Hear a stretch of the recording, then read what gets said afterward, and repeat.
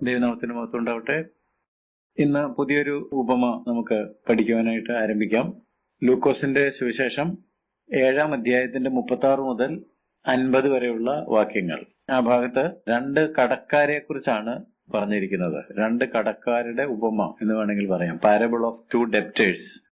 അതിനകത്ത് കർത്താവ് പഠിപ്പിക്കാൻ ആഗ്രഹിക്കുന്നത് ക്ഷമയെക്കുറിച്ചാണ്. ക്ഷമിക്കുന്നതിന്റെ പ്രാധാന്യം, പാപം ക്ഷമിച്ചു കിട്ടുന്നതിന്റെ പ്രാധാന്യം, ആ കാര്യം പഠിപ്പിക്കുന്നതിന് വേണ്ടി ഒരു സദ്യ നടന്ന സമയത്ത് പറഞ്ഞ ഒരു ഉപമയാണ്. ആദ്യം നമുക്ക് ഈ വാക്യങ്ങൾ ഒന്ന് വായിക്കാം.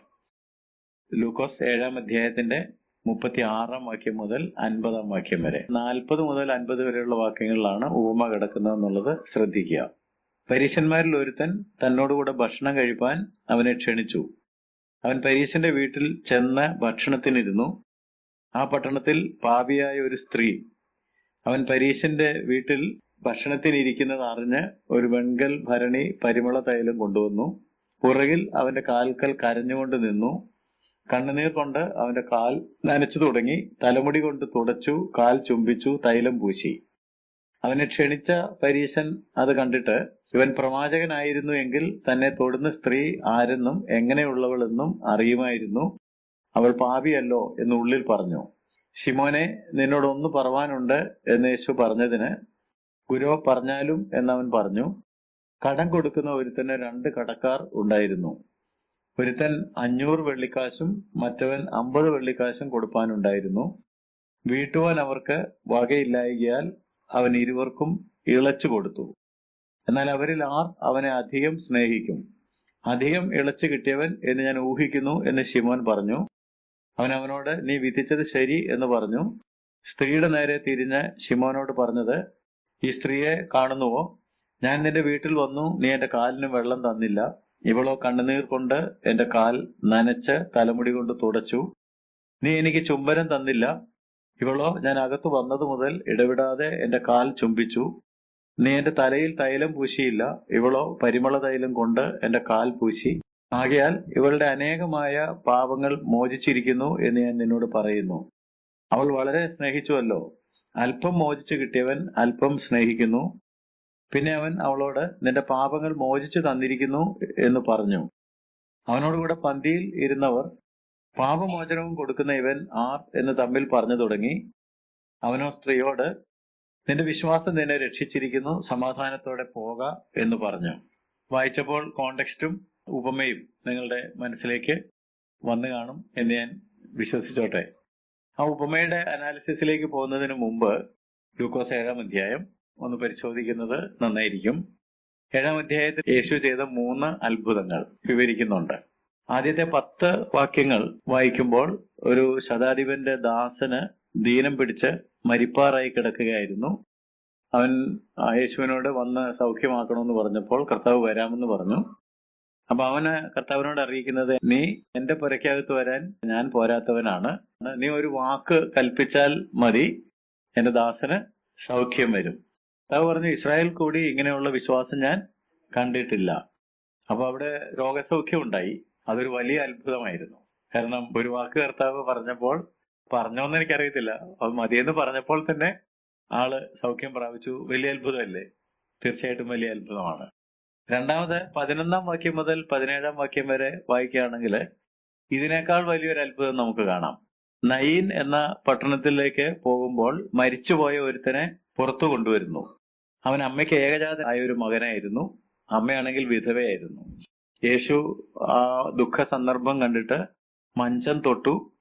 ബാല്യക്കാര എഴുന്നേൽക്ക എന്ന് പറഞ്ഞു. അവൻ എഴുന്നേറ്റിരുന്ന് സംസാരിക്കാൻ തുടങ്ങി. അപ്പൊ മരിച്ചവൻ ഉയർത്തെഴുന്നേറ്റു. മരിച്ച ഒരാളെ അടക്കാൻ കൊണ്ടുപോയതാണ്, അവനെ ഉയർത്തെഴുന്നേൽപ്പിച്ചു. അത് രോഗസൗഖ്യത്തെക്കാൾ വലിയ അത്ഭുതമാണ്. മൂന്നാമത്തെ അത്ഭുതമാണ് നമ്മളിപ്പോ വായിച്ചത്. എന്താണ്? ഒരു പാപിയായ സ്ത്രീയുടെ അനേകമായ പാപങ്ങൾ മോചിച്ചു, അവളെ സമാധാനത്തോടെ പറഞ്ഞയച്ചു. അത് അത്ഭുതമാണോ? ഈ 3 അത്ഭുതങ്ങളിൽ ഏതാണ് വലിയ അത്ഭുതം? നമ്മളത് ചിന്തിക്കുകയാണെങ്കിൽ ഏറ്റവും വലിയ അത്ഭുതം മരിച്ചുപോയ ആളെ ഉയർപ്പിച്ചതാണ് എന്ന് പറയും. മറ്റേതൊട്ടും മോശമല്ല. കാരണം പുരയ്ക്കകത്ത് ചെല്ലാതെ ആളെ കാണാതെ തന്നെ സൗഖ്യം കൊടുത്തു. എന്നാൽ ഈ 2 അത്ഭുതങ്ങളെക്കാളും വലിയ അത്ഭുതമാണ് പാപിയായ സ്ത്രീ പരിശുദ്ധിയായി മാറി എന്നുള്ളത്. വിശ്വാസിയുടെ ഗോളത്തിൽ അങ്ങനെ ഒരു ധാരണ ഇപ്പൊ ഇല്ലെന്ന് എനിക്ക് തോന്നുന്നു. എന്തുകൊണ്ടാണ് മരിച്ചവരെ ഉയർപ്പിച്ചതിനേക്കാൾ വലിയ അത്ഭുതമാണ് പാപിനിയായ സ്ത്രീയെ പരിശുദ്ധയാക്കി മാറ്റിയത്, അവിടെ പാപങ്ങൾക്ക് ക്ഷമ കൊടുത്തത് എന്ന് നമ്മൾ ചിന്തിക്കേണ്ടതാണ്. യേശു കർത്താവ് ചെയ്ത ഏറ്റവും വലിയ അത്ഭുതം നഷ്ടപ്പെട്ട ഒരു പാപിയെ രക്ഷിക്കുന്നതാണ്. അങ്ങനെ പലരും ചിന്തിക്കുന്നില്ല, അതേക്കുറിച്ച് ആരും പറയാറില്ല.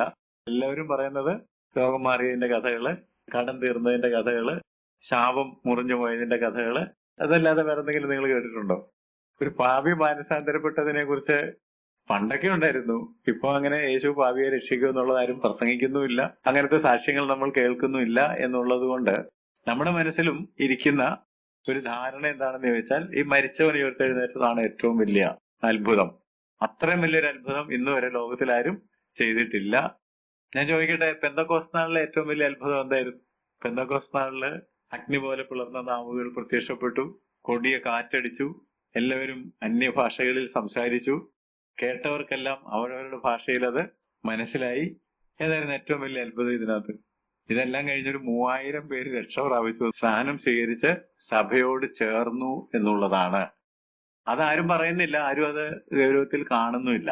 പക്ഷെ അത് ഏറ്റവും വലിയൊരു അത്ഭുതമാണെന്നുള്ള കാര്യം കർത്താവ് പഠിപ്പിക്കാനായിട്ട് ശ്രമിച്ചിട്ടുണ്ട് എന്ന് മനസ്സിലാക്കണം.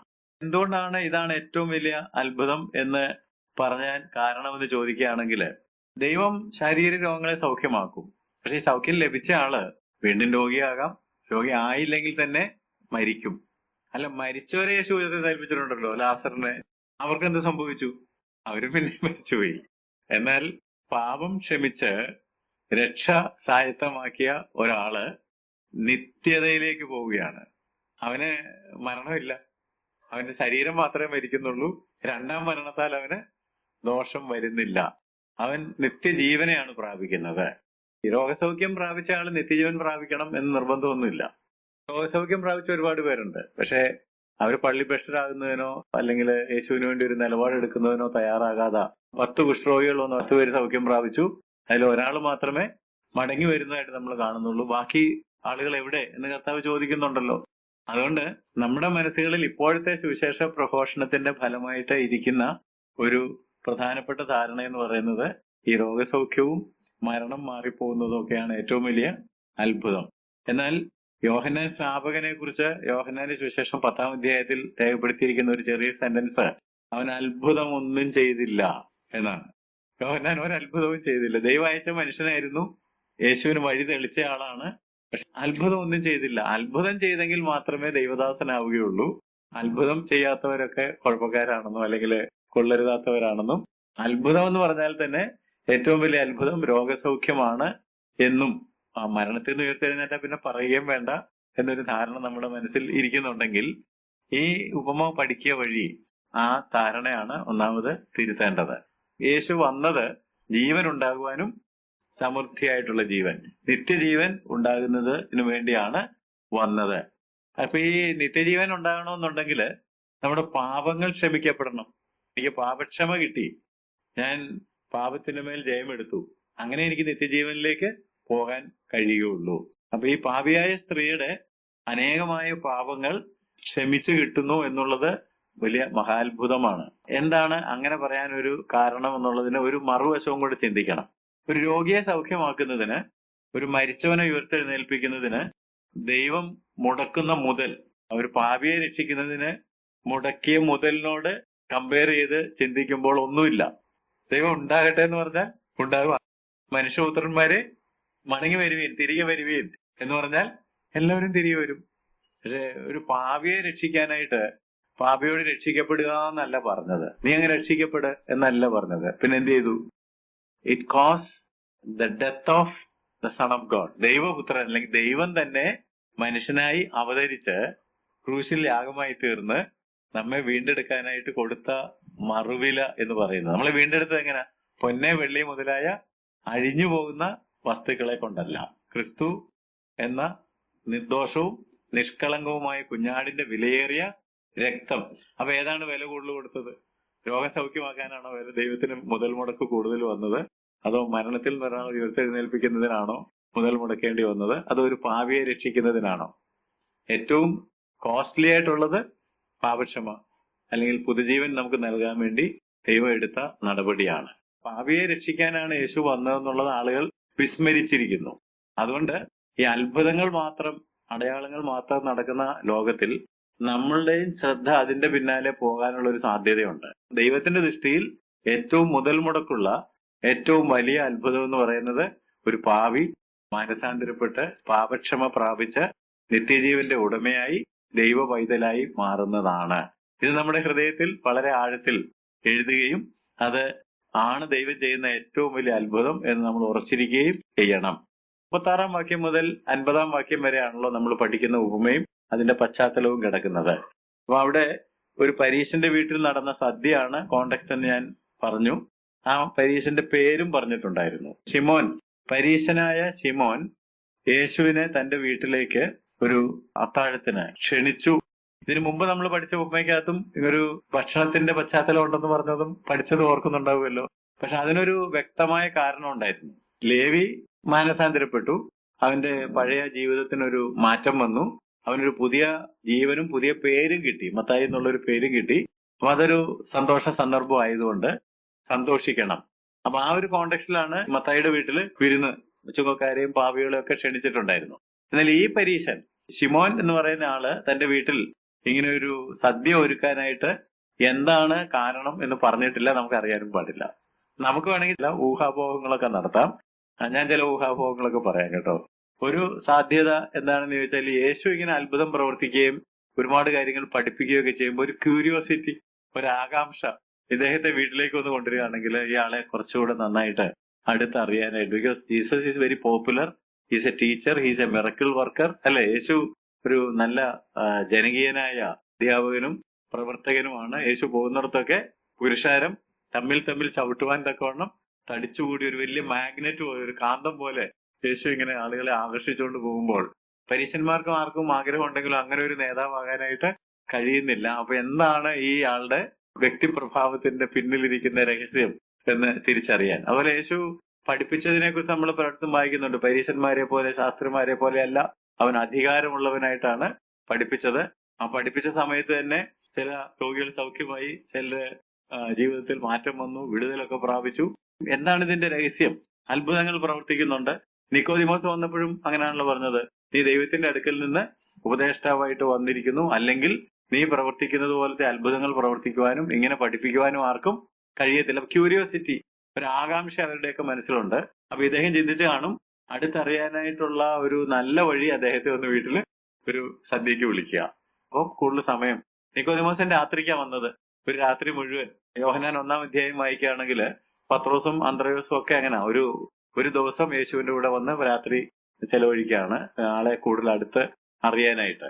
അപ്പൊ എനിക്ക് നിങ്ങളോട് പറയാൻ സാധിക്കും അനുഭവത്തിൽ നിന്ന്. അതായത് യൂട്യൂബ് കാണുന്ന ചില ആളുകൾ ചർച്ചിലേക്ക് വരും. എനിക്ക് അടുത്ത സമയത്ത് ഒരാൾ പറഞ്ഞു ചർച്ചിലേക്ക് ഞാൻ വരുന്നില്ല. അപ്പൊ എന്താന്ന് ചോദിച്ചപ്പോൾ പറഞ്ഞു, അവിടെ വന്ന സാറിന്റെ പ്രസംഗം കേൾക്കാം, അതല്ല ഞാൻ യൂട്യൂബിൽ കേട്ടോണ്ടിരിക്കുന്നത്, ഞാൻ വീട്ടിലേക്കാണ് വരുന്നത്. ഒരു ദിവസം ഞാൻ സാറിന്റെ കൂടെ ചെലവഴിക്കാൻ രാവിലെ വരും, രാത്രിക്ക് പോകുള്ളൂ. അപ്പൊ എന്താണെന്ന് വെച്ചാൽ എന്നെ കൂടുതൽ അടുത്തറിയാനായിട്ട് ഈ പ്രസംഗിക്കുന്ന ആള് തന്നെയാണോ ഈ വീട്ടിലോ എന്നുള്ളത് അറിയാനായിരിക്കുക എന്ന് പറഞ്ഞതുപോലെ യേശു ഇങ്ങനെ പ്രസംഗിക്കുകയും അത്ഭുതം പ്രവർത്തിക്കുകയും ഒക്കെ ചെയ്യുന്നത് കണ്ടപ്പോൾ യേശുവിനെ ഒന്ന് അടുത്ത് അറിയണം എന്നുള്ളൊരു ആകാംക്ഷ അദ്ദേഹത്തിന്റെ മനസ്സിൽ ഉണ്ടായി കാണാം. അതുകൊണ്ട് യേശുവിനെ ഒരു സദ്യക്ക് ക്ഷണിച്ചു കളയാം എന്ന് വിചാരിച്ചത് ആകാം. മറ്റൊരു സാധ്യത എന്ന് പറയുന്നത്, കർത്താവായ യേശുക്രിസ്തുവിന്റെ ശുശ്രൂഷ ഒന്നുകൂടെ അടുത്ത് മനസ്സിലാക്കിയിട്ട് അത് തന്റെ ശുശ്രൂഷയിൽ ഉപയോഗിക്കാൻ പറ്റുമോ? അദ്ദേഹം ശുശ്രൂഷകനാണല്ലോ. നമ്മുടെ ശുശ്രൂഷ മെച്ചപ്പെടുത്താനായിട്ട് യേശുവിനെ അടുത്തറിഞ്ഞാൽ ചില ടെക്നിക്കൊക്കെ കിട്ടുമോ എന്നുള്ളൊരു ചിന്ത ഉണ്ടായി കാണും. ഇനി മറ്റൊരു സാധ്യത, യേശു വന്നിട്ട് വേണം ചില കുറ്റങ്ങൾ കണ്ടുപിടിച്ചിട്ട് വിമർശിക്കാനായിട്ട്. പല കാരണങ്ങൾ ആകാം. പക്ഷെ ഏതാണെങ്കിലും വേദപുസ്തകത്തിൽ പശ്ചാത്തലം ഒന്നും പറഞ്ഞിട്ടില്ല. എന്നാൽ പരീശന്റെ വീട്ടിലെ ആ സദ്യയെ കുറിച്ച് വേറെ ചില കാര്യങ്ങൾ നമ്മൾ അറിഞ്ഞിരിക്കണം. ഈ പരീശന്റെ വീട്ടിൽ നടക്കുന്ന ഈ സദ്യയില് ഈ പാവിയായ സ്ത്രീ എങ്ങനെ വന്നു പെട്ടത് അതറിയണമെന്നുണ്ടെങ്കിൽ പുരുഷന്മാരുടെ പാരമ്പര്യങ്ങളും ആചാരങ്ങളും ഒക്കെ നമ്മൾ മനസ്സിലാക്കണം. അപ്പൊ നമ്മളൊരു സദ്യ നടത്തുകയാണ്, നമ്മൾ കുറച്ച് പേരെ സദ്യക്ക് വിളിക്കുകയാണെങ്കിൽ നമ്മൾ ഉറപ്പാക്കുന്ന ഒരു കാര്യം എന്താണെന്ന് ചോദിച്ചാല് നമ്മൾ ക്ഷണിച്ച ആളും മാത്രം, വേറെ ആരും അതിലുണ്ടാകാൻ പാടില്ല. നമുക്ക് ഒരുമിച്ച് സമയം ചെലവഴിക്കണം, വേറെ ആരും വരാൻ പാടില്ല. എന്നാൽ യഹൂദന്മാരുടെ രീതി അങ്ങനെ അല്ല എന്ന് നാം അറിഞ്ഞിരിക്കണം. യഹൂദന്മാരുടെ സദ്യ രീതി പരിശോധിക്കുകയാണെന്നുണ്ടെങ്കിൽ അവര് ഗസ്റ്റുകളെ ഇൻവൈറ്റ് ചെയ്ത് സദ്യ നടത്താറുണ്ട്. അല്ലാത്ത എല്ലാവരെയും പുറത്താക്കിയിട്ട് കഥ അടച്ച് നിങ്ങൾ വരണ്ട, ഇവിടെ നിങ്ങൾക്ക് കാര്യമൊന്നുമില്ല എന്ന് പറയുന്ന ഒരു രീതി അല്ല യഹൂദന്മാർക്ക് കർത്താവായ യേശുക്രിസ്തുവിന്റെ കാലഘട്ടത്തിൽ ഉണ്ടായിരുന്നത്. ഏതാണ്ട് ഇപ്പോഴും അവർക്ക് ആ മനോഭാവമുണ്ട്. സാധാരണ ഇങ്ങനെ ഒരു സദ്യ നടത്തുകയാണെന്നുണ്ടെങ്കിൽ വളരെ റിലാക്സ്ഡ് ആയിട്ട് ഇതിൽ പങ്കെടുക്കുന്നതിനായിട്ടുള്ള എല്ലാ സൗകര്യങ്ങളും തീന്മേശയുടെ ചുറ്റും ഉണ്ടാവും. കിടക്കേണ്ടവർക്ക് കിടക്കാം, ചാരി ഇരിക്കേണ്ടവർക്ക് ഇരിക്കാം, സംഭാഷിക്കേണ്ടവർക്ക് സംഭാഷിക്കാം, അവിടുന്ന് ഭക്ഷണം എടുത്തുകൊണ്ടുവന്ന് കഴിക്കേണ്ടവർക്ക് കഴിക്കാം. ഇത് കൂടാതെ ആതിഥേയൻ മുറിക്ക് ചുറ്റും ഇരിപ്പിടങ്ങൾ, കുഷനുകളും ഇരിക്കാനുള്ള സൗകര്യങ്ങളും ഒക്കെ ഒരുക്കിയിട്ടിട്ടുണ്ടായിരിക്കും. അതെന്തിനാണെന്ന് ചോദിച്ചാൽ ഏത് സന്ദർശകനും കയറി വരാം. അതിപ്പോ യേശു ഇവിടെ വന്നിട്ടുണ്ട്, ഒരു സദ്യയാണ് നടക്കുന്നത് അറിയുമ്പോൾ എനിക്ക് സദ്യ കഴിക്കാനല്ല, എനിക്ക് യേശുവിനെ ഒന്ന് കാണണമെങ്കിൽ വരാം. അതിന് പ്രത്യേക സീറ്റുകളുണ്ട്. സദ്യ കഴിക്കുന്ന ആളുകൾക്ക് മേശയ്ക്ക് ചുറ്റും സീറ്റുണ്ട്, അല്ലാത്തവർക്ക് അതിന്റെ പുറകിൽ ഒരു സെക്കൻഡ് റോ ഉണ്ട്. അവർക്കറിയാം അവരെ സദ്യക്ക് വിളിച്ചിട്ടില്ല, സദ്യ കഴിക്കാനല്ല അവർ വന്നേക്കുന്നത്. ഇതിനകത്ത് രഹസ്യമൊന്നുമില്ല. ഭക്ഷണം ഞങ്ങൾ കഴിക്കാനായിട്ട് കൂടിയിരിക്കുകയാണെങ്കിൽ രഹസ്യമൊന്നുമില്ല. നിങ്ങൾക്കത് കാണണമെന്നുണ്ടെങ്കിൽ വന്ന് പങ്കെടുക്കാം. അതിൽ അവർക്ക് എടുക്കാൻ പറ്റുന്ന ചില സാധനങ്ങൾ ഉണ്ടായിരിക്കും, അത് എടുക്കാം. പക്ഷെ ഫുൾ കോഴ്സിൽ അവർ പാർട്ടിസിപ്പേറ്റ് ചെയ്യുന്നില്ല. ആർക്ക് വേണമെങ്കിലും അകത്ത് വരാം, ഏത് സന്ദർശകനും വരാം, അവിടെ ഇരിക്കുന്നവരെ പരിചയപ്പെടാം, അവരോട് സംഭാഷിക്കാം, ചോദ്യങ്ങൾ ചോദിക്കാം. അതിനൊക്കെ സ്വാതന്ത്ര്യമുണ്ട്. ഈ ഒരു കോണ്ടെക്സ്റ്റിലാണ് ഈ പാപിയായ സ്ത്രീ അകത്ത് വരുന്നത്. പാപിയായ സ്ത്രീ കർത്താവിനെ കാണാൻ വേണ്ടി വന്നതാണ്. കർത്താവിനെ കാണണം, കർത്താവുമായിട്ട് ഇടപെടണം. അവിടെ ജീവിതത്തിൽ ചില കാര്യങ്ങൾ കർത്താവ് ചെയ്തിട്ടുണ്ട്, അതുകൊണ്ട് കർത്താവിനോട് അടുക്കണം. അതിനാ വീട്ടിൽ സ്വാതന്ത്ര്യമുണ്ട്. അതുകൊണ്ടാണ് അവള് അവിടെ വന്നതെന്നുള്ള കാര്യം അറിഞ്ഞിരിക്കണം. 37-38 വാക്യങ്ങൾ നോക്കിയാട്ടെ. ആ പട്ടണത്തിൽ പാപിയായ ഒരു സ്ത്രീ, അവൻ പരീശന്റെ വീട്ടിൽ ഭക്ഷണത്തിന് ഇരിക്കുന്നത് അറിഞ്ഞ് അവൾക്ക് അറിവ് കിട്ടി യേശു ഈ വീട്ടിലുണ്ടെന്നുള്ളത്. അങ്ങനെയാണ് അവള് വരുന്നത്. അവൾ വന്നപ്പോൾ ഒരു വെൺകൽ ഭരണി പരിമള തൈലം കൊണ്ടുവന്നു. പുറകിൽ അവന്റെ കാൽക്കൽ കരഞ്ഞുകൊണ്ട് നിന്നു. കണ്ണുനീർ കൊണ്ട് അവന്റെ കാൽ നനച്ചു തുടങ്ങി. തലമുടി കൊണ്ട് തുടച്ചു, കാൽ ചുംബിച്ചു, തൈലം പൂശി. അപ്പൊ ഇവളുടെ ഈ ചെയ്തികളെല്ലാം കണ്ടാൽ തന്നെ സദ്യ നടത്തുന്ന ശിമോന് ഒരു അമ്പരപ്പുണ്ടായി കാണും. കാരണം പാപിയായ ഒരു സ്ത്രീ പരിശുദ്ധനായ ദൈവത്തിന്റെ പുത്രൻ എന്ന് അവകാശപ്പെടുന്ന, അത്ഭുതമൊക്കെ പ്രവർത്തിക്കുന്ന, ഇത്രയും ഭംഗിയായിട്ട് പഠിപ്പിക്കുന്ന ഒരു ആളുടെ കാൽക്കൽ വന്ന് കാലെ ചുംബിക്കുകയും കണ്ണുനീരുകൊണ്ട് നനയ്ക്കുകയും തലമുടി കൊണ്ട് തുടയ്ക്കുകയും പൂശുകയും ഒക്കെ ചെയ്യുമ്പോൾ അവർ മനസ്സിൽ പോവാണ്, ഈ മനുഷ്യന് വലിയ ആത്മീയനാന്നൊക്കെ പറഞ്ഞിട്ട് ഈ തൊടുന്ന സ്ത്രീ ആരാണെന്ന്, അല്ലേ? ഇങ്ങനെ നമ്മുടെ ഒരു മീറ്റിംഗിൽ ഇങ്ങനെ സംഭവിച്ചു എന്നായിരിക്കാം. ഒരു വലിയ നമ്മൾ മാനിക്കുന്ന ഒരു വലിയ പ്രഭാഷകൻ വന്നു. അപ്പൊ ഒരു പാപിനിയായ സ്ത്രീ, ഒരു ദുർനടപ്പുകാരിയായ സ്ത്രീ വന്നിട്ട് ഇപ്പൊ തന്നെ നമ്മൾ പറയാൻ പോകുന്ന ഈ പ്രസംഗിക്കാൻ വന്നേക്കുന്ന ആളും അത്ര ശരിയല്ല, നമ്മളുമായിട്ട് ഇത്ര അടുപ്പമുണ്ട്, അല്ലെങ്കിൽ ഇങ്ങനെ നമുക്ക് അതിന് സ്വാതന്ത്ര്യം കൊടുക്കുമോ എന്നൊക്കെ നമ്മൾ ചിന്തിക്കുകയല്ലേ. അങ്ങനെയാണെങ്കിൽ ശിമോന്റെയും അവിടെ കൂടിയിരുന്ന ആളുകളുടെയും മനസ്സിലൊക്കെ ഇതുപോലത്തെ ഒരുപാട് ചിന്തകളൊക്കെ ഉണ്ടായി കാണും. ഈ ചിന്തകളെല്ലാം യേശു കണ്ടു. യേശുവിന് എല്ലാവരുടെയും ചിന്ത അറിയാം. മനുഷ്യനിലുള്ളത് എന്താണെന്ന് കർത്താവിന് അറിയാം. ആരുടെയും സാക്ഷ്യം കർത്താവിന് വേണ്ട. പല സന്ദർഭങ്ങളിൽ നിങ്ങൾ ഇങ്ങനെ ചിന്തിക്കുന്നത് എന്ത് എന്ന് ചോദിച്ചിട്ടില്ലേ? അപ്പൊ ഇവരുടെ ചിന്ത കർത്താവ് മനസ്സിലാക്കിയിട്ട് അവരെ പഠിപ്പിക്കാനായിട്ട് ആ സാഹചര്യം ഉപയോഗിക്കുന്നു. ഇതാണ് കോണ്ടെക്സ്റ്റ്. ഇവരൊരു തെറ്റായ ചിന്താഗതിയിലേക്ക് മാറുന്നു. ഒരു ആത്മീയ അന്തരീക്ഷത്തിലാണ് ഈ സ്ത്രീ വന്നിരിക്കുന്നത്. അവരുടെ ആത്മീയ ആഗ്രഹത്തിലാണ് യേശുവിനോട് ഇടപെട്ടുകൊണ്ടിരിക്കുന്നത്. പക്ഷെ കാഴ്ചക്കാര് വിമർശന ബുദ്ധിയ ആണ് ആളുകൾ കാണുകയും, രണ്ട് കടക്കാരുടെ ഉപമ വഴി കർത്താവ് പഠിപ്പിക്കാൻ ശ്രമിച്ച ഏറ്റവും പ്രധാനപ്പെട്ട സത്യം എന്താണെന്ന് ചോദിച്ചാൽ പാപക്ഷമ. നമുക്കെല്ലാവർക്കും പാപക്ഷമ വേണം. പാപക്ഷമ കിട്ടിയെങ്കിൽ മാത്രമേ നമുക്ക് ദൈവത്തോട് ഇങ്ങനെ അടുക്കാൻ, ദൈവമായിട്ട് അടുത്ത് ദൈവമായിട്ടൊരു ഉറ്റ ബന്ധത്തിലേക്ക്, ദൈവപുത്രൻ സാക്ഷാൽ ദൈവം തന്നെയാണ് ഇവിടെ മനുഷ്യാവതാരം ചെയ്തിരിക്കുന്നത്. എന്തുകൊണ്ടാണ് ദൈവത്തോട് അടുക്കാൻ നമുക്ക് മടി വരുന്നത്? ദൈവം പരിശുദ്ധനാണ്, നമ്മള് പാപികളാണ്, അശുദ്ധരാണ്. നമുക്ക് ഈ പഠനം മുമ്പോട്ട് പോകുമ്പോൾ ദൈവത്തെ കണ്ടുമുട്ടിയ, ദൈവമായിട്ടൊരു അഭിമുഖത്തിൽ വന്ന പല ആളുകൾ പറഞ്ഞ കാര്യങ്ങൾ പിന്നീട് പരിശോധിക്കാം. അയ്യോ, ഞാൻ അരിഷ്ട മനുഷ്യൻ, പത്രോസ് തന്നെ പറഞ്ഞില്ലേ, എന്നെ വിട്ട് പോകണം. പക്ഷെ ഒരു ആശങ്കയില്ലാതെ കർത്താവിന്റെ അടുക്കൽ ഇങ്ങനെ ഇരിക്കണമെന്നുണ്ടെങ്കിൽ ഈ സ്ത്രീക്ക് എന്ത് സംഭവിച്ചിട്ടുണ്ട്? ആളുകളും വിമർശിക്കുകയാണ്, പക്ഷെ അവക്കൊരു കൂസലും ഇല്ലാതെ അവള് കർത്താവിനോട് ഇത്ര അടുത്ത്, ഏറ്റവും ആരും അടുത്തോട്ട് വരുന്നില്ലല്ലോ. ആരും വന്ന് കർത്താവിന്റെ കാലിൽ ചുംബിക്കാനോ കഴുകാനോ പൂശാനോ ഒന്നും തയ്യാറായതായിട്ട് നമ്മൾ വായിക്കുന്നില്ല. പരിചയപ്പെടാൻ വന്നവരുണ്ടെങ്കിൽ തന്നെ ഞാൻ പറഞ്ഞല്ലോ, കുഷനിൽ ഇച്ചിരി ദൂരോട്ട് മാറിയിരുന്നായിരിക്കും. ഇത്രയും അടുത്ത് വന്നതാണ്. ഇത്ര അടുത്ത് വന്നത് എന്തുകൊണ്ടാ? അവർക്ക് ആ വ്യത്യാസം വന്നിട്ടുണ്ട്, കർത്താവുമായിട്ടൊരു ബന്ധം വന്നിട്ടുണ്ട്, പാപക്ഷമ കിട്ടിയിട്ടുണ്ട്. അതുകൊണ്ട് അവിടെ ആ സ്നേഹം, കർത്താവിനോടുള്ള ആ സ്നേഹം, കർത്താവ് തന്നെ പറഞ്ഞല്ലോ, അധികം ക്ഷമിച്ചു കിട്ടിയ ആള് അധികം സ്നേഹിക്കുന്നു. അപ്പൊ അവിടുന്ന് നമ്മൾ പഠിക്കാനുള്ള ചില കാര്യത്തിലേക്കാണ് നമ്മൾ ഇനി മുന്നോട്ട് പോകുന്നത്. നമുക്കെല്ലാം പാപക്ഷമ ആവശ്യമാണ് എന്ന കാര്യമാണ് കർത്താവ് പഠിപ്പിക്കുന്നത്. പരീശനും പാപക്ഷമ വേണം, പാപിനിയായ സ്ത്രീക്കും പാപക്ഷമ വേണം. എല്ലാവർക്കും വേണ്ട ഒരു കാര്യമാണ് പാപക്ഷമ. ഇവിടെ പരീശൻ ചിന്തിക്കുന്നത് എന്താ? എനിക്ക് പാപമൊന്നുമില്ല, ഞാൻ പരിശുദ്ധനാണ്. നമ്മള് പരീശന്റെ ചുങ്കക്കാരന്റെ പ്രാർത്ഥന ലൂക്കോസ് തന്നെ 18-ാം അധ്യായത്തിൽ കർത്താവ് പറഞ്ഞ മറ്റൊരു ഉപമയായിട്ട് കിടപ്പുണ്ട്. അപ്പൊ പരീശൻ പറഞ്ഞ എന്താ? ഞാൻ ഈ നിൽക്കുന്ന ചുങ്കക്കാരനെ പോലെ അല്ല, ഞാൻ ആഴ്ചയിൽ 2 വട്ടം ഉപവസിക്കുന്നു, നേടുന്നതിലൊക്കെ പതാരം കൊടുക്കുന്നു.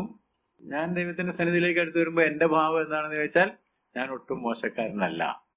നമ്മൾ സുവിശേഷം പറയുമ്പോൾ ചില ആൾ പറയാറില്ലേ, സാറിന് ആള് തെറ്റിപ്പോയി, സാറ് വിചാരിക്കുന്ന പോലെ ഒരാളല്ല ഞാൻ ഇന്ന് ഒരു ഉറുമ്പിനെ പോലും അറിഞ്ഞോണ്ട് നോവിച്ചിട്ടില്ല. കഴിഞ്ഞ മാസം ഞാൻ എത്ര പേർക്കാണ് പണം കൊടുത്തതെന്ന് അറിയാവോ? ഞാൻ പറഞ്ഞില്ലെന്ന് മാത്രമേ ഉള്ളൂ. സാറിപ്പോ ഇങ്ങനെ എന്നോട് കർത്താവിനെ അറിയണമെന്നൊക്കെ പറഞ്ഞുകൊണ്ട് ഞാൻ അങ്ങ് പറഞ്ഞതേ ഉള്ളൂ. അത് ഇടം കൈ വലം കൈ അറിയരുതെന്നും എനിക്കറിയാം, എങ്കിലും ഇപ്പൊ പറയേണ്ടി വന്നത് കൊണ്ട് പറഞ്ഞതാണ്. എന്നെയാണോ പാവി എന്ന് വിളിക്കുന്നത്? ഇങ്ങനെ പറയുന്ന ആളില്ലേ?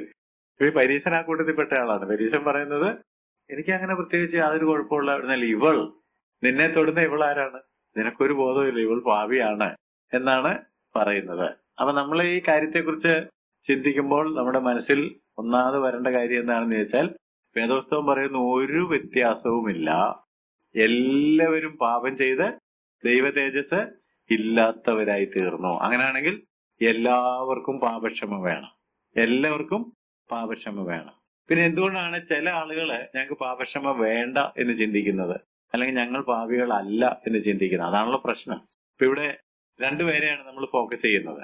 ഒന്ന് പരീശൻ, വേറെ പരീശന്റെ കൂട്ടുകാരും ഒക്കെ ഉണ്ടായിരുന്നിരിക്കും കേട്ടോ, പക്ഷെ അതെല്ലാം പറഞ്ഞിട്ടില്ല. അപ്പൊ പരീശന്മാർ എന്ന് പറയുന്നൊരു വിഭാഗം അവിടെ ഉണ്ട്.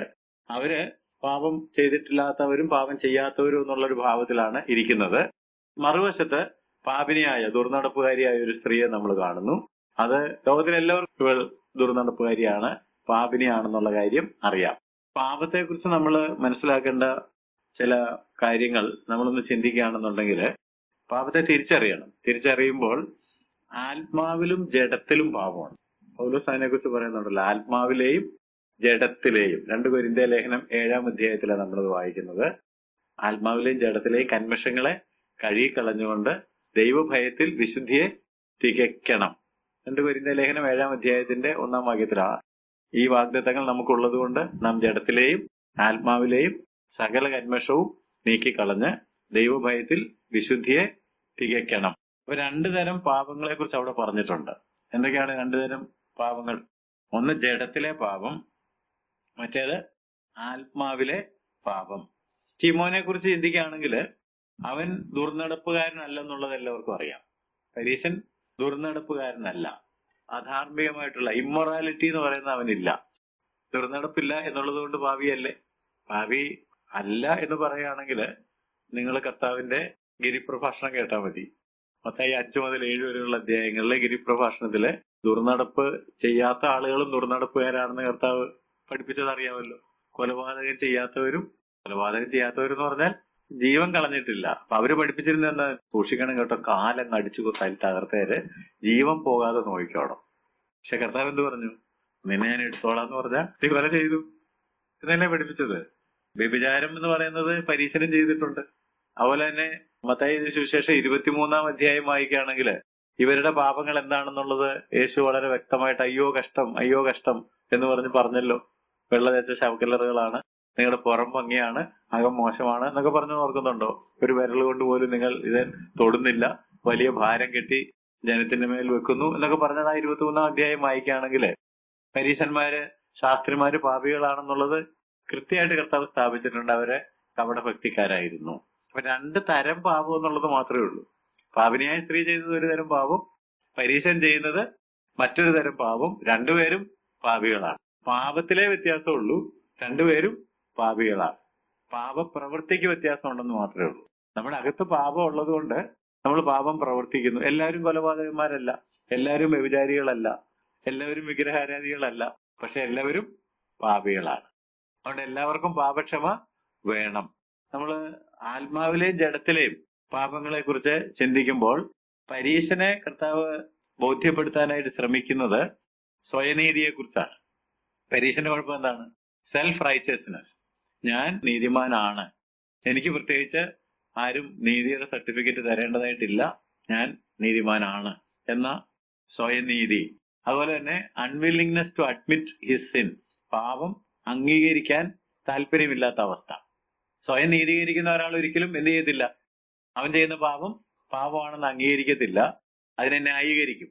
അതുകൊണ്ടാണ് ശലോമോൻ പറഞ്ഞത്, തന്റെ പാപങ്ങളെ മറയ്ക്കുന്നവന് ശുഭം വരികയില്ല, ഏറ്റുപറഞ്ഞ് ഉപേക്ഷിക്കുന്നവന് കരുണ ലഭിക്കും. അതിനകത്ത് മനസ്സിലാക്കേണ്ട ഒരു കാര്യം, പാപം മറയ്ക്കാം. ചില ആളുകൾക്ക് പാപം മറച്ചു വെക്കാൻ പ്രത്യേക കഴിവുണ്ട്. ദാവീദ് പാപം ചെയ്തില്ലേ? ചെയ്തു. പല പാപങ്ങൾ ചെയ്തിട്ടുണ്ട്. ബത്ശേബയുമായിട്ടുള്ള പാപമാണ് ഇപ്പൊ ഞാൻ ഉദ്ദേശിക്കുന്നത്. ആ പാപം ചെയ്തിട്ട് ഒരു കൊല്ലത്തോളം യാതൊന്നും സംഭവിക്കാത്തതുപോലെയാണ് അദ്ദേഹം നടക്കുന്നത്. പ്രവാചകൻ വന്നിട്ട് ഒരു ഉപമ പറഞ്ഞു, എന്റെ രാജ്യത്തോ അവൻ ജീവിച്ചിരിക്കാൻ പാടില്ല എന്നൊക്കെ പറഞ്ഞില്ലേ. അപ്പം പ്രവാചകൻ എന്ത് പറഞ്ഞു?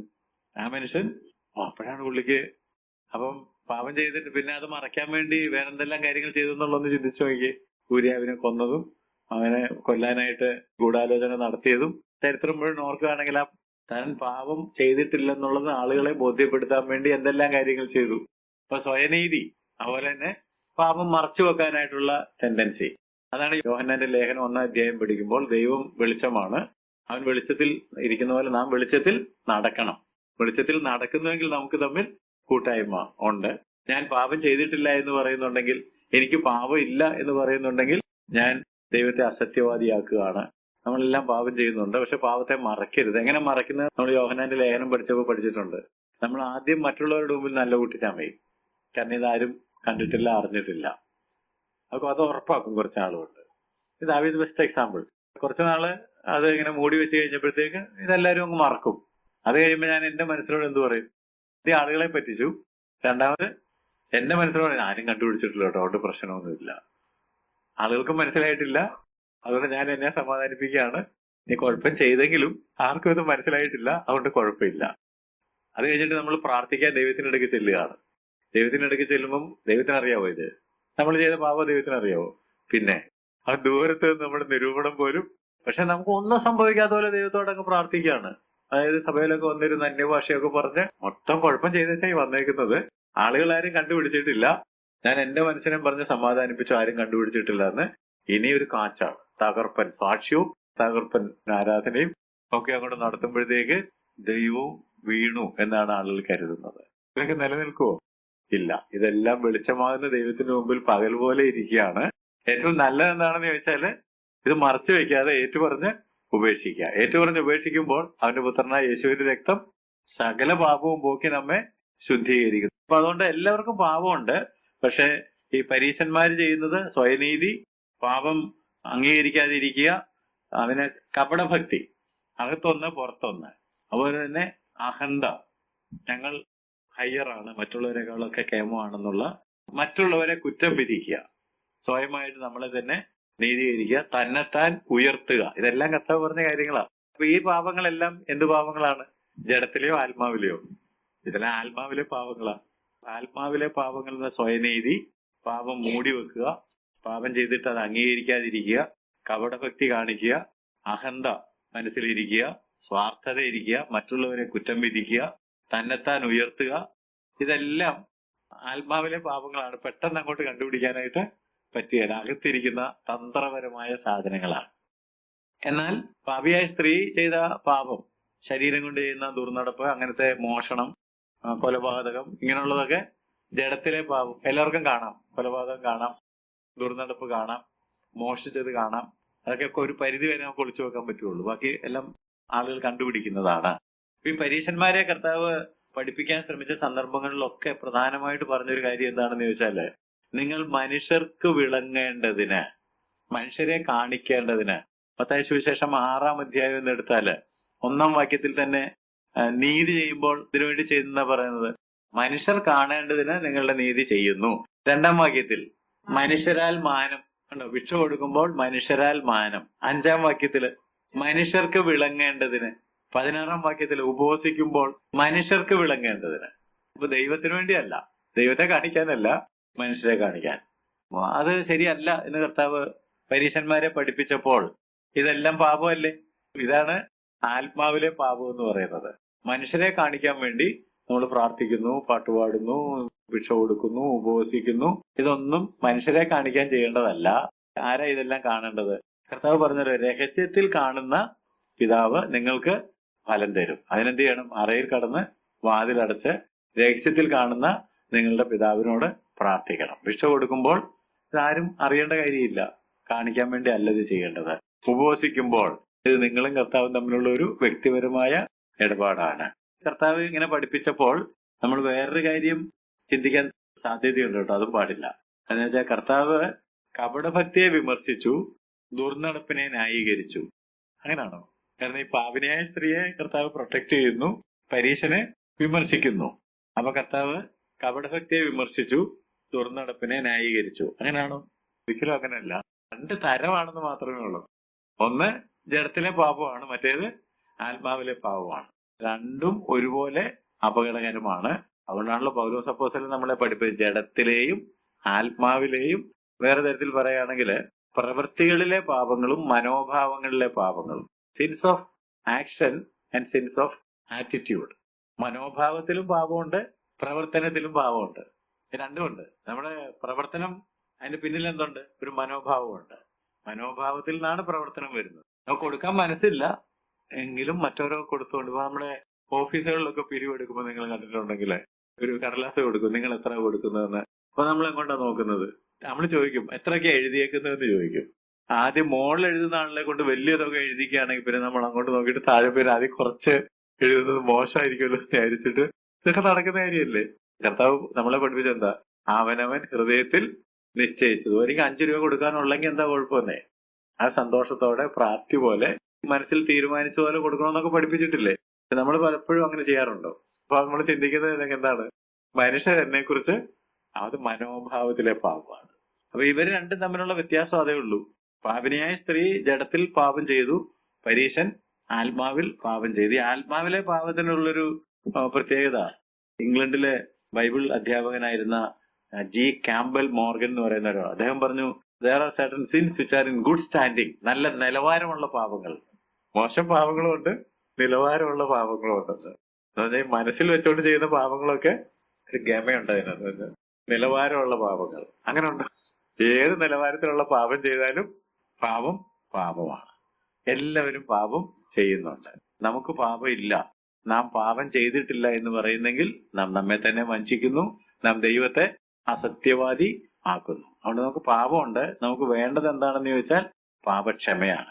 അതുകൊണ്ട് 47-48 വാക്യങ്ങളിൽ കർത്താവായ യേശുക്രിസ്തു പറഞ്ഞത് നോക്കുക. ആകയാൽ ഇവളുടെ അനേകമായ പാപങ്ങൾ മോചിച്ചിരിക്കുന്നു.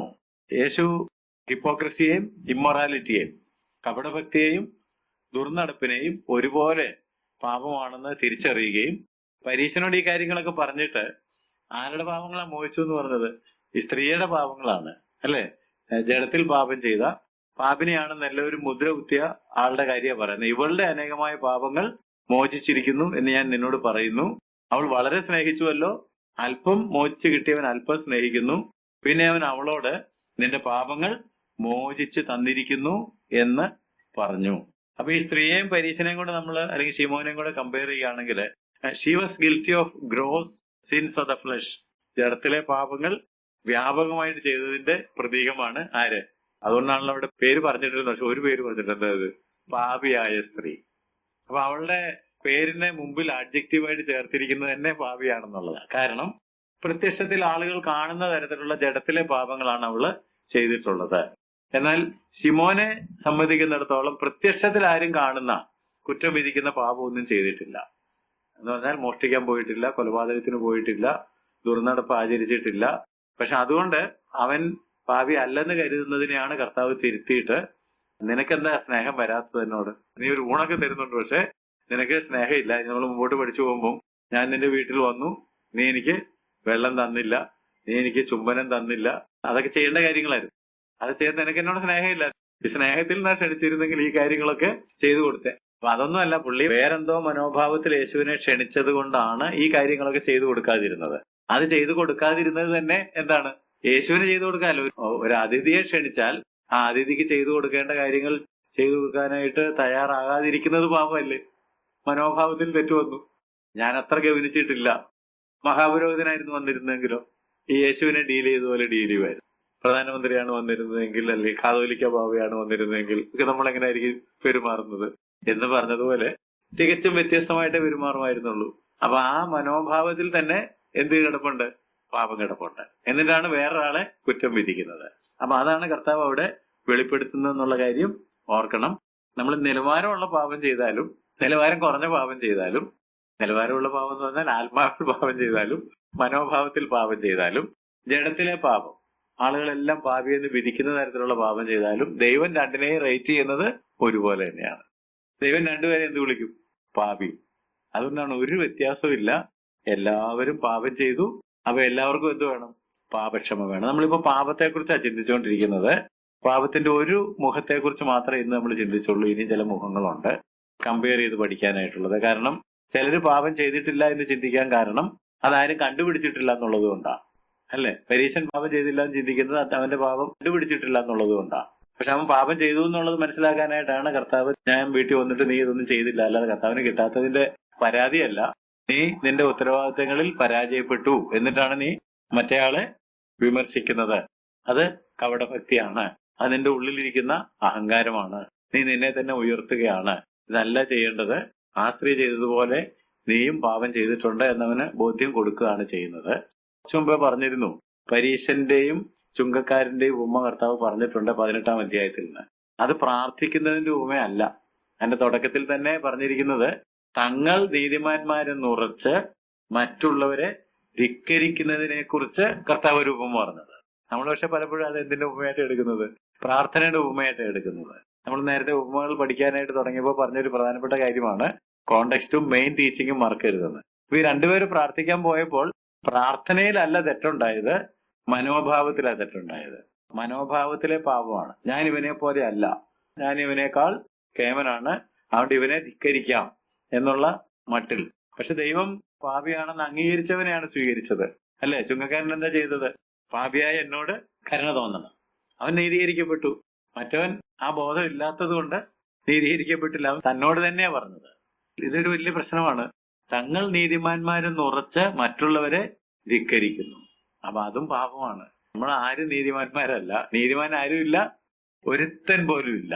അതുകൊണ്ട് എപ്പോഴും നമുക്ക് കൊള്ളാവുന്ന കാര്യം എന്താണെന്ന് ചോദിച്ചാൽ തന്നെത്താൻ താഴ്ത്തി വിനയബുദ്ധിയുള്ളവരായി ദൈവസന്നിധിയിൽ നമ്മളുടെ പാപങ്ങൾ ഏറ്റുപറഞ്ഞ് ക്ഷമ പ്രാപിച്ച്, നമ്മൾ ഏറ്റുപറഞ്ഞാൽ അവന്റെ പുത്രനായ യേശുവിന്റെ രക്തം സകല പാപവും പോക്കി നമ്മെ ശുദ്ധീകരിക്കും.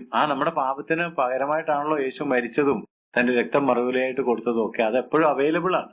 നമുക്ക് വേണ്ടി ഗുണകരമായ കാര്യങ്ങൾ പിതാവിന്റെ അടുക്കൽ സംസാരിക്കുന്ന പുണ്യാഹ രക്തം. അപ്പൊ അങ്ങനെ ഒരു അവൈലബിലിറ്റി നമുക്കുള്ളപ്പോൾ നമ്മൾ പാപം ചെയ്താൽ നമുക്കൊരു കാര്യസ്ഥനുണ്ട് എന്നൊക്കെ പറഞ്ഞേക്കുന്നത്. അപ്പൊ അങ്ങനെയുള്ളപ്പോ അത് ഉപയോഗിക്കുന്നതിന് പകരം ഞാൻ എന്നെ തന്നെ നീതീകരിച്ചുകൊണ്ടിരിക്കുന്നതാണോ ബുദ്ധി? ഒരിക്കലും അല്ല. അതാണ് കർത്താവ് പഠിപ്പിക്കുന്നത്. നമുക്കെല്ലാം പാപക്ഷമ വേണം. അതുകൊണ്ട് നിങ്ങൾ മറ്റുള്ളവരെ കുറ്റം വിധിക്കുകയല്ല വേണ്ടത്, നിങ്ങളുടെ കുഴപ്പം എന്താണെന്നുള്ളത് കണ്ടെത്തുക. ഇന്ന് നമ്മൾ പഠിക്കാൻ തുടങ്ങിയിരിക്കുന്ന ഉപമ 2 കടക്കാരുടെ ഉപമയാണ്. കടത്തിന്റെ കാര്യത്തിലേക്ക് നമ്മൾ വരുന്നതിനേക്കാൾ പ്രധാനമായിട്ട് പഠിക്കേണ്ടത് പാപം എല്ലാവരും ചെയ്യുന്നുണ്ട്, എല്ലാവർക്കും പാപക്ഷമ വേണം. പക്ഷെ പല തരത്തിലാണ് പാപം ചെയ്യുന്നത്. ഇന്ന് നമ്മൾ ചിന്തിച്ച ഏറ്റവും പ്രധാനപ്പെട്ട കാര്യം ആത്മാവിലെ പാപം, ജഡത്തിലെ പാപം. അല്ലെങ്കിൽ എല്ലാവർക്കും കാണാവുന്ന തരത്തിൽ ചെയ്യുന്നത്, കാണാത്ത തരത്തിൽ ചെയ്യുന്നത്. രണ്ടും ദൈവത്തിന് കാണാം. ദൈവത്തിന് മറഞ്ഞിരിക്കുന്നത് ഒന്നുമില്ല. അതുകൊണ്ട് നമുക്ക് ചെയ്തു പോയ പാപങ്ങൾ കർത്താവിനോട് ഏറ്റുപറയും. ഒരുപക്ഷെ ഈ കർത്തൃമേശയൊക്കെ തന്നെ തന്നേക്കുന്നത് എന്തിനു വേണ്ടിയാ? തന്നെത്താൻ ശോധന ചെയ്ത് തന്നെത്താൻ വിധിച്ച് എന്തൊക്കെ കുഴപ്പങ്ങളാ ഉണ്ടായെന്നുള്ളത് കൂടി വരുമ്പോഴൊക്കെ ഒന്ന് നോക്കി ക്രമീകരിച്ച് പാപരഹിതമായിട്ട് മുമ്പോട്ട് പോകാനല്ലേ. അവിടെയും നമ്മള് എനിക്ക് കുഴപ്പമില്ല, മറ്റേ ആൾക്കാണ് കുഴപ്പം, അവനെടുക്കരുതെന്നാ പറയുന്നത്. പാസ്റ്റർ എന്തിനാ അവനെ കൊണ്ട് എടുപ്പിച്ചത്? എന്നോട് തന്നെ ചോദിക്കാറുണ്ട്, എന്താ അങ്ങനെ പറയാഞ്ഞത്, എന്താ ആളെടുത്തിട്ട് തടയാഞ്ഞത്? അപ്പൊ ആ പറയുന്ന ആൾ എന്താ ഉദ്ദേശിക്കുന്നത്? എടുക്കാൻ യോഗ്യതയുള്ളത് ഞാൻ മാത്രമേ ഉള്ളൂ, ബാക്കിയുള്ളവരൊന്നും യോഗ്യരല്ലായിരുന്നു. അപ്പൊ ആർക്കാ യോഗ്യത നഷ്ടപ്പെട്ടത്? ഈ പറഞ്ഞ ആൾക്കാണ് വാസ്തവത്തിൽ യോഗ്യതയില്ലാത്തത്. ഇത് നിങ്ങളും കർത്താവായിട്ടുള്ളൊരു കാര്യമാണ്. നിങ്ങൾ നിങ്ങളെ തന്നെ ശോധന ചെയ്ത് നിങ്ങളെ തന്നെ വിധിച്ച് കർത്താവിന്റെ ശരീരത്തെ വിഭജിച്ച് ചെയ്യേണ്ട ഒരു കാര്യം. വേറൊരു തരത്തിൽ നമ്മൾ അതിനെ കാണുമ്പോൾ നമ്മൾ കുറ്റക്കാരാകുക ദൈവസന്നിധിയിൽ. അതുകൊണ്ട് അങ്ങനല്ല, വിനയബുദ്ധിയോടെ കർത്താവെ, എനിക്ക് പലപ്പോഴും ഇങ്ങനെ കുഴപ്പങ്ങൾ, യാക്കോബ് പറയുന്ന പോലെ നാം എല്ലാവരും പലതിലും തെറ്റിപ്പോകുന്നു. ഒരുത്തൻ വാക്കിൽ തെറ്റാതിരുന്നാൽ വേറൊരുത്തൻ വേറൊരു കാര്യത്തിലായിരിക്കും തെറ്റുന്നത്. നമ്മുടെ തന്റെ തെറ്റുകളെ ഗ്രഹിക്കുന്നവനാർ. മറഞ്ഞിരിക്കുന്ന തെറ്റുകളെ പോക്കി എന്നെ മോചിക്കണമേ. സ്വമേധാഭാവങ്ങളെ അകറ്റി അടിയനെ കാക്കണമേ. മറഞ്ഞിരിക്കുന്ന തെറ്റുകളുണ്ട്. സ്വമേധാഭാവം എന്ന് പറഞ്ഞാൽ ശരിയാണെന്ന് വിചാരിച്ച് ഞാൻ ചെയ്യുന്ന പാപങ്ങളുണ്ട്. അവിടെ ഏറ്റവും കരണീയം എന്താണെന്ന് ചോദിച്ചാൽ, കർത്താവെ, എന്നിൽ പാപത്തിന്റെ ലാഞ്ചനങ്ങൾ പലതരത്തിൽ കിടപ്പുണ്ട്. മനോഭാവത്തിലുണ്ട്, പ്രവൃത്തിയിലുണ്ട്, ആത്മാവിലുണ്ട്, ജഡത്തിലുണ്ട്. എല്ലാം നീ ക്ഷമിക്കണം. എനിക്ക് വിശുദ്ധിയെ തികയ്ക്കാൻ കൃപ തരണം എന്ന് പ്രാർത്ഥിക്കുന്നതാണ് ഏറ്റവും കരണീയം. നമുക്ക് പ്രാർത്ഥിക്കാം. നമ്മളെ കർത്താവിന്റെ കാര്യങ്ങളിൽ ഏൽപ്പിക്കാം. കർത്താവെ, സ്വർഗ്ഗസ്ഥ പിതാവേ, തിരുവചനത്തിനായിട്ട് ഞങ്ങൾ നന്ദിയോടെ സ്തോത്രം ചെയ്യുന്നു. പുതിയൊരു ഉപമ പഠിപ്പാൻ തക്കവണ്ണം ഞങ്ങൾക്ക് ഇന്ന് തുടങ്ങുവാനായിട്ട് കൃപ ചെയ്തല്ലോ. 2 കടക്കാർ, കർത്താവെ, ഞങ്ങൾ ആ ഉപമ ഓർക്കുന്നു. ജഡത്തിലും ആത്മാവിലും പാപമുണ്ട്. എന്നാൽ പലപ്പോഴും കർത്താവെ, ഞങ്ങളിതിനെ നീതീകരിക്കുകയും തന്നെത്താൻ ഉയർത്തുകയും മറ്റുള്ളവരെ കുറ്റം പറയുകയും ഞങ്ങളുടെ പാപങ്ങളെ മൂടി വെക്കുകയൊക്കെ ചെയ്യുന്ന ഞങ്ങളുടെ കുറവുകൾ ക്ഷമിക്കണമെന്ന് പ്രാർത്ഥിക്കുന്നു. ജഡത്തിലെ പാപങ്ങൾ മാത്രമല്ല, മനോഭാവത്തിലെ, ആത്മാവിലെ പാപങ്ങളെയും കണ്ട് അതൊക്കെ കർത്താവ് ഉപേക്ഷിച്ച് കളവാൻ തക്കവണ്ണം കൃപ തരണമെന്ന് പ്രാർത്ഥിക്കുന്നു. മറച്ചു വെക്കുവാനല്ല, ഏറ്റുപറഞ്ഞ് ഉപേക്ഷിച്ച് കരുണ തേടുവാൻ തക്കവണ്ണം കർത്താവ് എല്ലാവരെയും സഹായിക്കണം. ഞങ്ങളെ തന്നെ നിന്റെ സന്നിധിയിലേക്ക് കൊണ്ടുവരുന്നു. ഞങ്ങൾ പാപം ചെയ്തിട്ടില്ല, ഞങ്ങൾക്ക് പാപമില്ല എന്ന് ഞങ്ങൾ പറയുന്നുവെങ്കിൽ നിന്നെ അസത്യവാദിയാക്കുന്നു. ഞങ്ങൾക്ക് സത്യമില്ലാത്തവരായി എന്ന് ഞങ്ങൾ വായിക്കുന്നത് പോലെ ഞങ്ങളെ തന്നെ കർത്താവ് നിന്റെ സന്നിധിയിൽ തുറന്നു വയ്ക്കുന്നു. അഗ്നിജ്വാലയ്ക്കൊത്ത കണ്ണുള്ള കർത്താവിനെല്ലാം കാണാമെന്ന് ഞങ്ങൾ അറിയുന്നു. കർത്താവ് വെളിച്ചത്തിൽ നടക്കുവാനും പാപക്ഷമ പ്രാപിക്കുവാനും അവന്റെ പുത്രനായ യേശുവിന്റെ രക്തം സകല പാപവും പോക്കി ഞങ്ങളെ ശുദ്ധീകരിക്കുന്നു എന്നറിഞ്ഞ് കർത്താവ് നിന്റെ സന്നിധിയിൽ ഞങ്ങളെ തന്നെ കർത്താവ് ഏൽപ്പിപ്പാനും കൃപ തരണമെന്ന് പ്രാർത്ഥിക്കുന്നു. യേശു ക്രിസ്തുവിന്റെ നാമത്തിൽ ഞങ്ങളുടെ പ്രാർത്ഥനകളെ കേൾക്കണമേ. ആമേൻ.